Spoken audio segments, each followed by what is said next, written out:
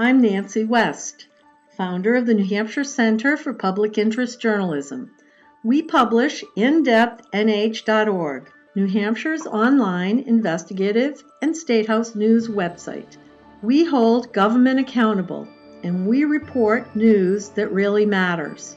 People who have an agenda speak loudly and are proactive about trying to promote issues that are important in them. But I don't think there's anybody who's spending a whole lot of time really digging into the issues that are underreported and that really impact people in their lives here. I just found out a little while ago, for instance, that the legislature in 2011 repealed the Nuclear Waste Policy Act of the state. So now the New Hampshire's become the first state that's rescinded its position of opposition to having a nuclear waste dump sited in here. Did you know there are 10 people, men and women, who are locked up at New Hampshire State Prison for Men in Concord, even though they haven't been convicted of a crime or even been accused of committing one?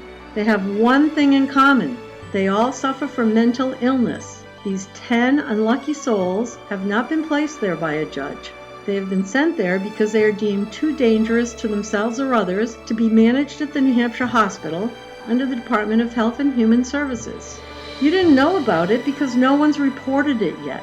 There are simply not enough reporters in the state of New Hampshire to cover everything that needs to be covered to fully inform citizens. There was a time when there was a bustling newsroom here. Now there's one or two people who come in and out of the building and attempt to cover all the activities that are undertaken by the governor, by the attorney general, by all the executive branches, in addition to the legislature itself. And what we really need are more sources of news in the state to help inform the people who live here and really to help strengthen our democracy. How can indepthnh.org help to solve this critical problem? 1. We will add news media coverage of the more difficult stories, the investigative pieces, the enterprise work. We will work on them and provide them free to all other news outlets. indepthnh.org is here to help. We do not compete with struggling news media. We want all to succeed.